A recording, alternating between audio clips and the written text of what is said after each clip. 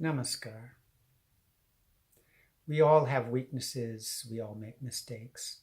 What is the best strategy for getting beyond them?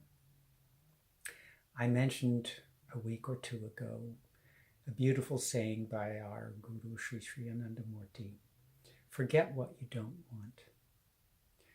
This is a powerful strategy. Things that we focus on grow larger, stronger, more vibrant.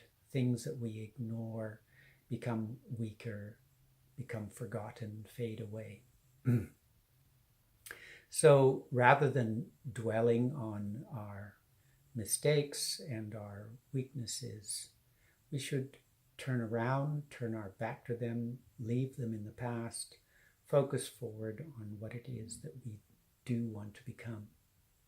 The other day, a brother asked me for some advice, and he was saying that how depressing it was to have this dark feeling of ego.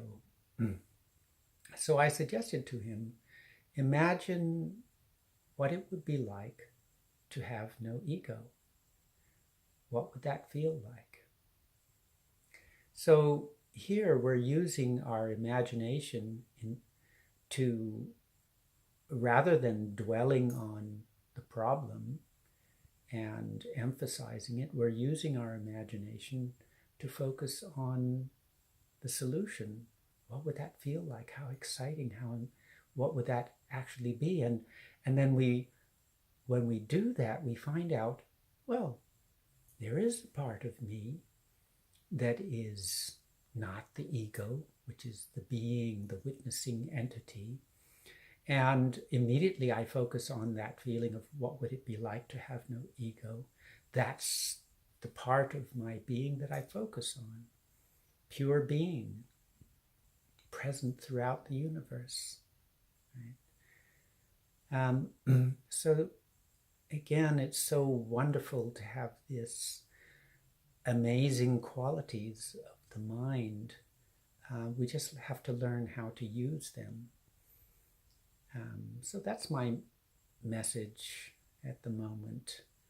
What would it feel like to have no ego? There's this wonderful story about Nasruddin, the crazy mystic. His friend was walking along by the lake near the village, and on the other side of the lake he found Nasruddin with a giant wooden spoon stirring the lake, and said to him, "Nasruddin, what are you doing?" Nasruddin replied, "I'm making yogurt." And his friend said, "Nasruddin, you can't make yogurt in a lake." Nasruddin said, "I know that, but imagine if you could." So this wonderful capacity of the mind to imagine, but we have to use it for the things that most people don't think of. We imagine problems, we imagine all the bad things that could happen to us in our life, and that reinforces them. We imagine our history, our personality, we think bad things about ourselves.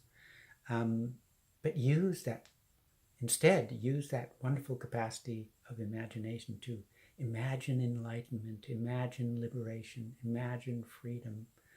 And the moment you can imagine it and get a little bit of a taste and flavor for it, it becomes more possible, more real, and more something that motivates your enthusiasm to meditate and make spiritual progress. So, take care. Namaskar.